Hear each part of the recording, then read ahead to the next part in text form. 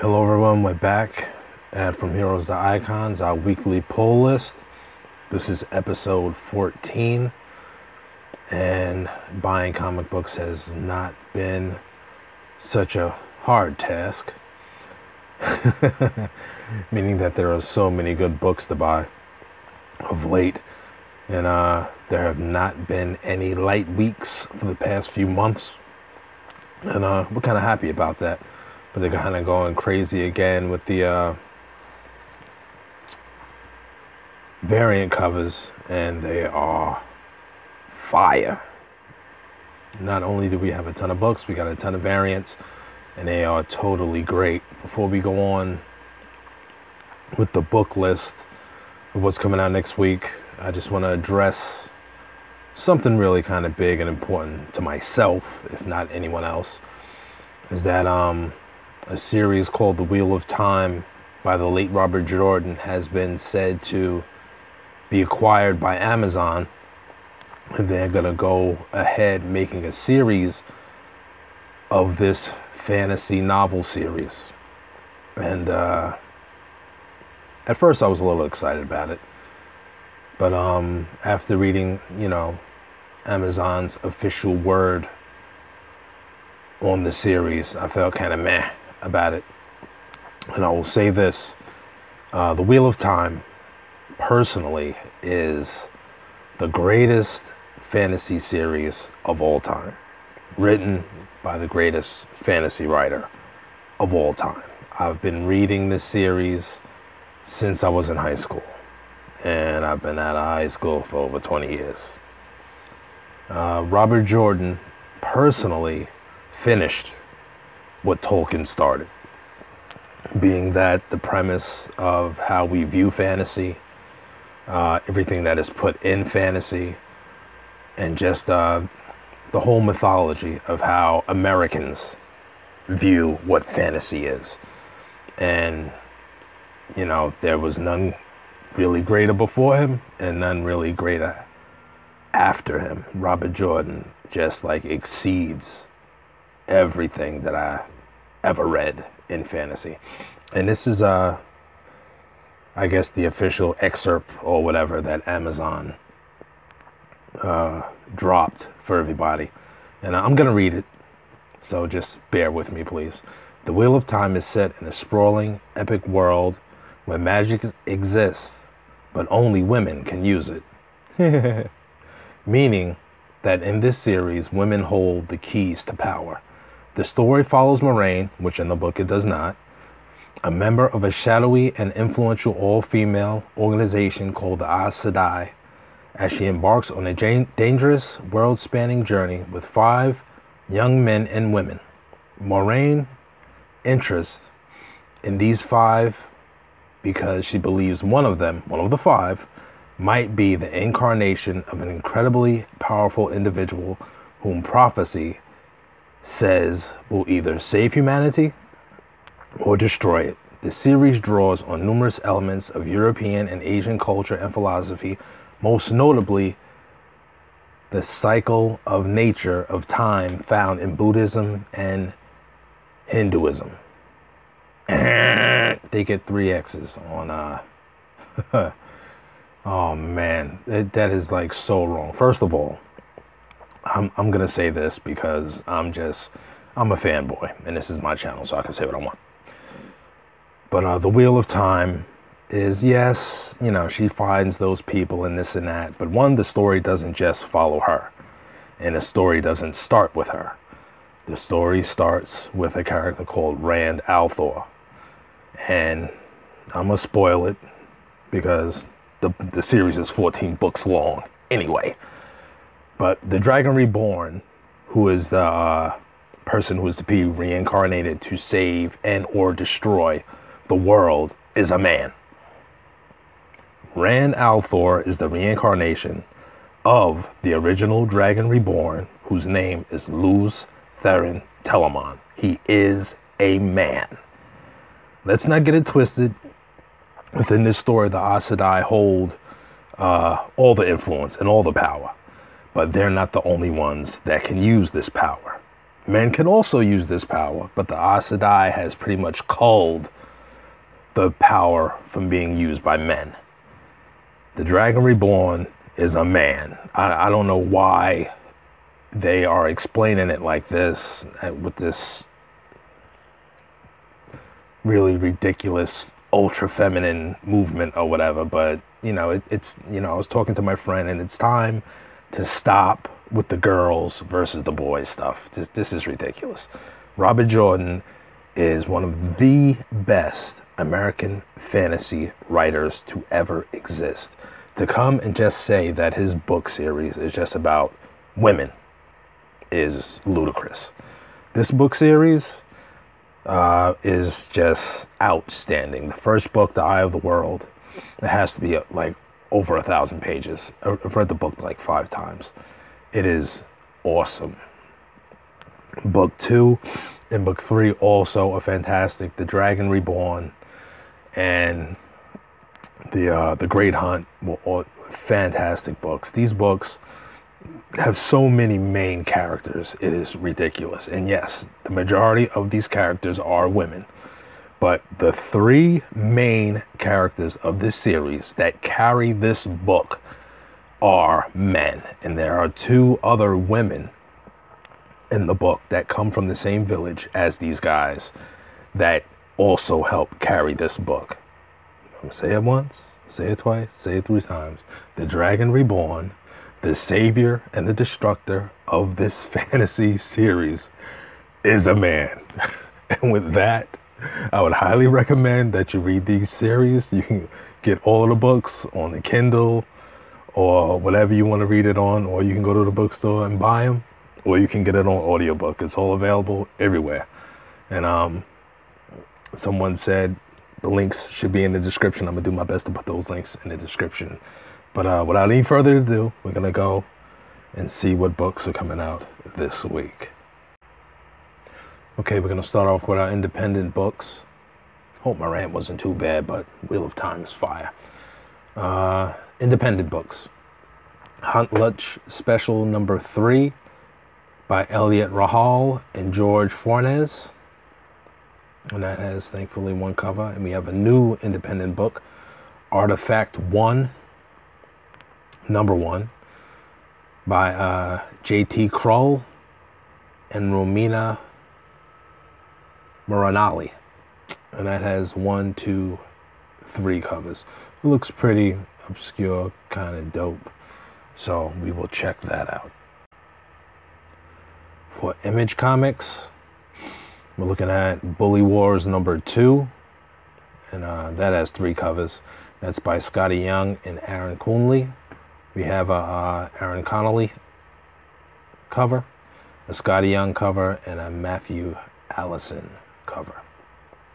Kick-Ass number 8 by Steve Niles and Marcelo Fruzen. It's 2 covers, really.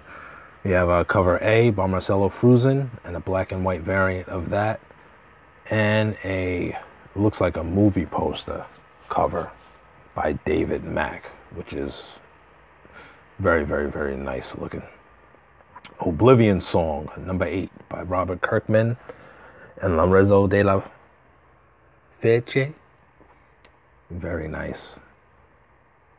And The Weatherman number 5 by Jody LaHemp and Nathan Fox. We got a Nathan Fox cover, Marcos Martin cover, and a Ryan Sook cover, which I think is an incentive cover, not shown.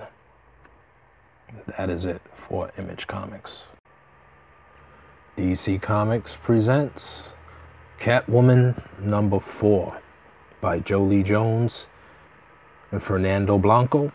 We have a Jolie Jones cover, and that cover is the October enhanced foil cover that DC is given.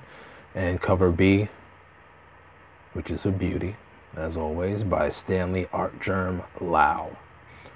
DC has a little, I guess you want to call it, Halloween book called Curse Comics Cavalcade number 1 by James Tinian and various artists.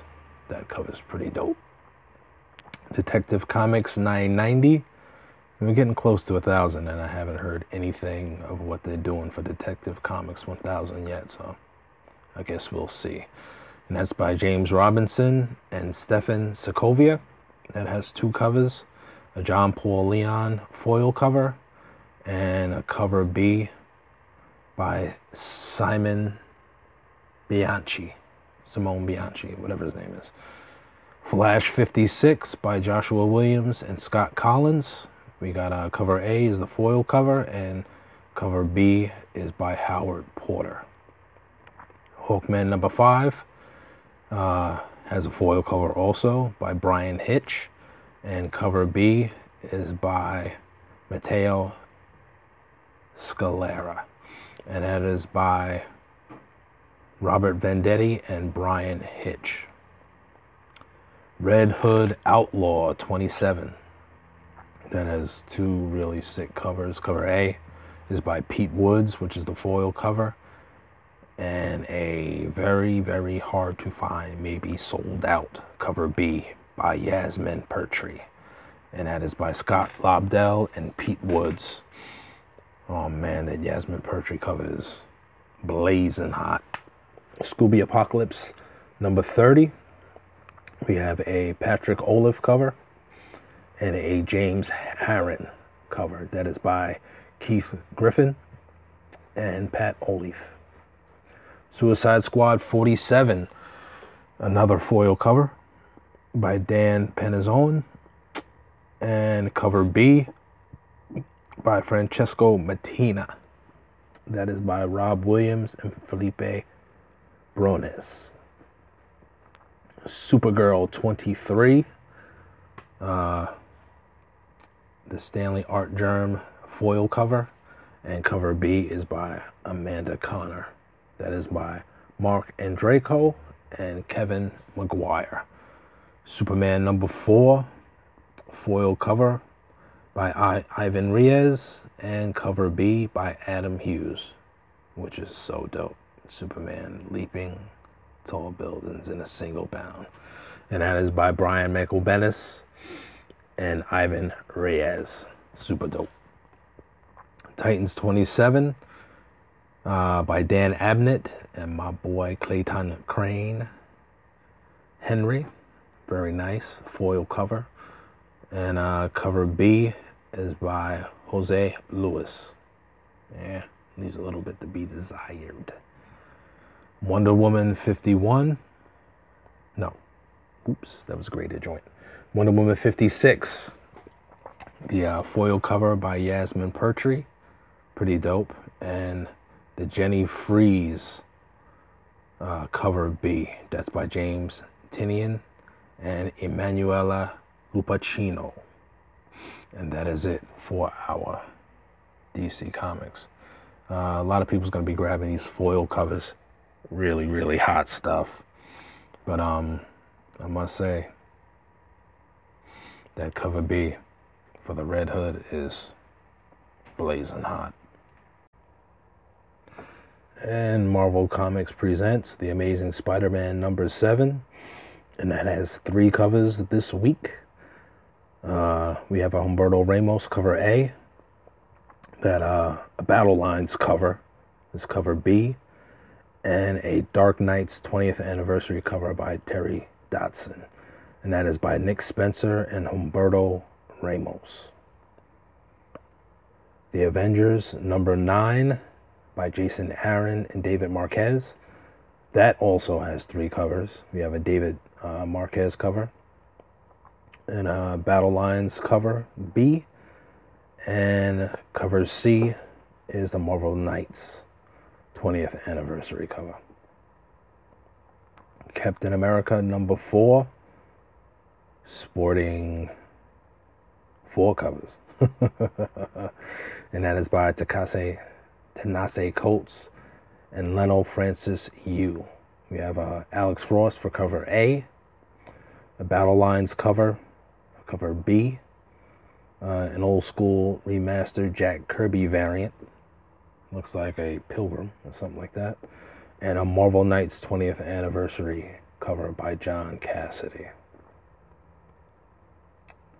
Domino number 7 by Gail Simone and David Baldian. Definitely, that is a Hoochie Mama cover for all those that like that. But, yeah, very passable, to tell you the truth. The Immortal Hulk number 7. 3 covers there. Cover A is by Alex Ross, which is phenomenal. The Avengers versus the Hulk, once again. Cover B is the Battle Lines cover, and cover C is the Marvel Knights 20th anniversary. Excuse that. Phone going off there. And that is by Al Ewing and Joe Bennett. Infinity Wars number 4, which I think definitely has the most covers this week. That's by Jerry Dugan and Mike Deodato Jr. And I'm only going to show 4 covers. We got a Mike Deodato Jr. cover A. Cover B is by Ron Lim. Cover C is the Battle Lines cover. And we got a Jerry Sandoval cover D, which that looks really pretty nice with Adam Warlock there. Big Adam Warlock fan. Here we go. The Spider-Geddon number 1 by Christo Skage, Dan Slott, and George Molina. Oh, very nice. This is an excruciating amount of covers for this. I'll cover what I can. We have a cover A by George Molina. Cover B by Inyok Lee. That is the connecting cover. Cover C by Mark Bagley. And I think I will just show the cover J, the Spider-Man Noir cover. And rest assured, you can empty your pocketbook there. Marvel's getting kind of ridiculous. I'm not going to touch the True Believers. And we have Spider-Man Deadpool number 40 by Robbie Thompson and Matt Horak. Venom number 7 by Donnie Cates. And we have a guest penciler, Eben Coelho. And that has 4 covers. We got a Ryan Stigman cover, a Battle Lines cover, and a Frank Cho cover, which, wow, it's a Marvel Knights 20th anniversary cover by Frank Cho, and that is regular price, surprisingly. We're continuing these What If books.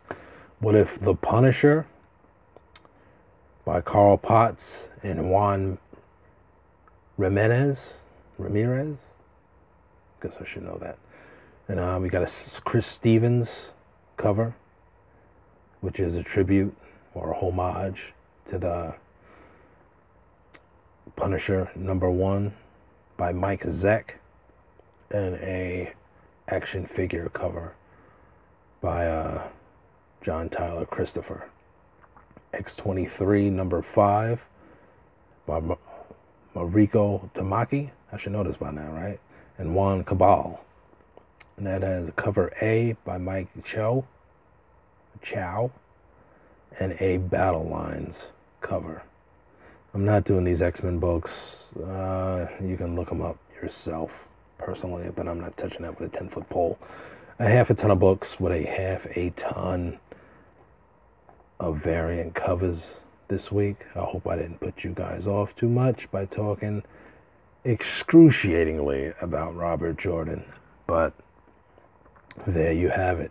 It is what it is.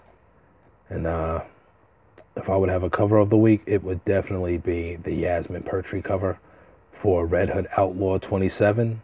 That is just, regardless of all the foil covers and the painting covers and stuff like that, that cover is banging. And I couldn't order it online. It was sold out. I'm definitely going to have to get up early next Wednesday and hunt that thing down. That book is going to be fire. And if I would pick another cover, just for the cover. It'll be Kick-Ass number 8, the David Mack cover, which really looks like a movie poster that is just burning hot right now. I don't have a book of the week because I haven't read any. But if I would just go on a pure speculating, it would probably be the Immortal Hulk number 7 and see what's cooking in that. All right, guys. Hope you guys have a good week.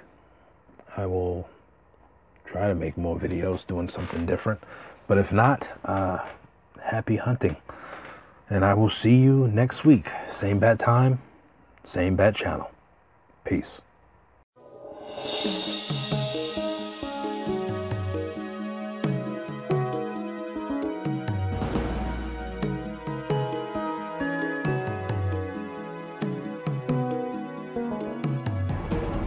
Hey there, it's not as bad as you'd expect.